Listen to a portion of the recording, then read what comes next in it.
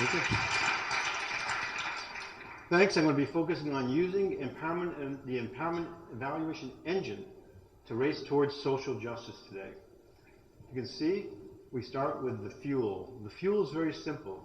It's the desire for a better life. A few weeks ago, I was in the township in a squatter settlement on the left, and they have a child daycare on the right over here in that squatter settlement. Over 20,000 people in these settlements with no electricity, very little water. The sponsor, we have traditional sponsors in government that fund a lot of this activity. We have to reconceptualize who is going to fund this. Corporations are now getting involved. Foundations, of course, have always been involved. But there are many ways of looking at it. Banks are involved. The crew that are driving this are all over the world. Abe is right over there. Wondersman is sitting over here in the audience. We've got folks from Japan, Spain, Ethiopia, Brazil, Iran, Arkansas. We work with Native Americans. The crew is all over the place. The drivers of empowerment evaluation, you get the metaphor because the engine is empowerment evaluation, we're driving, are the people themselves. The Arkansas schools I work with, HP, the Native Americans, tobacco prevention work in Arkansas, Stanford School of Medicine, where we have a piece in academic medicine. The engine, once again, in detail, is empowerment evaluation.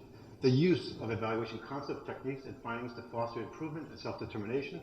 Expanded definition focuses on giving people the tools to do this, but mainstreaming it as part of the planning and management, so you're internalizing what evaluation is all about.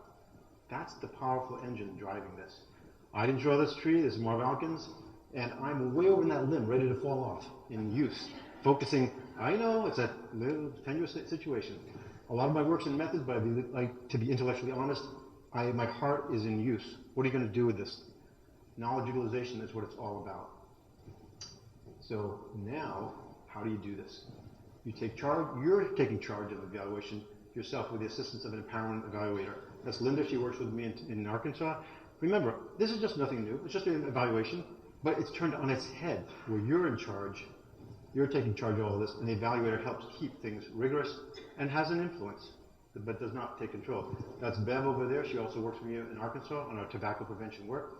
We're keeping minority kids away from tobacco use of all sorts, spit, chew, and smoking. In this role, you are not in charge. You're the critical friend. You believe in what they're doing, but you believe it so much you want it to work. So you ask critical questions. You keep it honest, constructive, and provide self-assessment tools. Basic contrasts and conflicts with traditional evaluation and empowerment are like this. Traditional, more external. Empowerment, internal. You're an expert in the traditional. You're a coach and critical friend in empowerment. You get the idea. Things are data warehoused usually in traditional. It's used all the time. Foster dependency, capacity building, independent judgment, collaboration, on and on. They're not mutually exclusive. They can work together well. Theories, I have 6 hours to go over this. Let me give you theories. 1, process use. The more that people are engaged in using evaluation themselves, they're more likely to find the results credible. They're theirs. What a surprise.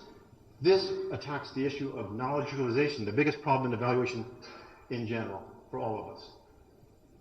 If they own it, they're more likely to do something about it and use the data instead of gathering dust on a shelf like a lot of evaluation reports.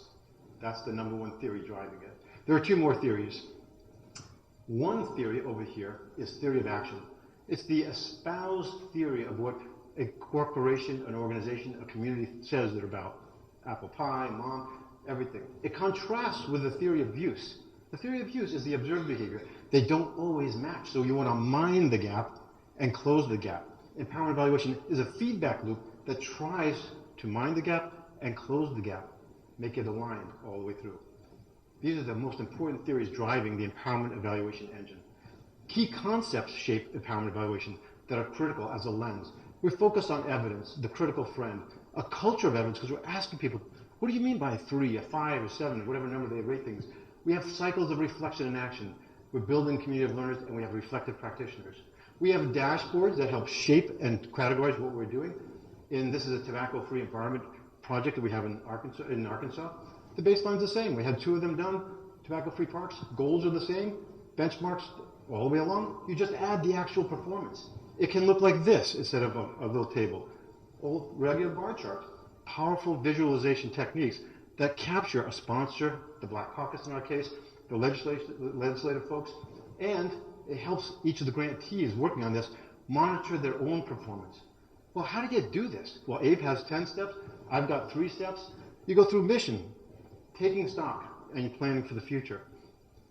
Very basic steps on how you do this. The deceptive part is it doesn't end. It's a constant cycle. I'll go into a little bit more detail about these 3 steps because you'll see as you unpack them, you will get to a finish line of what? Accountability and outcomes. The bottom line in empowerment evaluation is not just process, is did you do it? Did you get it accomplished? And these are different ways in which we've done it all around the United States and the world. In the process of doing this, things happen that you can't even imagine, like we developed the Arkansas Evaluation Center because we didn't think the data was good enough, and all of us together thought we better do something about it. We created it, passed the House, passed the Senate, and the governor signed it. It's an act. It's there. Buy this book. No, buy that book. Oh, that's enough, right? Oh, I'm sorry, buy that book too. Is that my name? Oh, and Abe, you're over there too. Abe Wondersman, David Fetterman. Buy that book. We have a collaborative, participatory, and empowerment evaluation TIG and webpage. Please look at it for a lot more detail than you'll get in a 5-minute presentation like this. Thank you very much.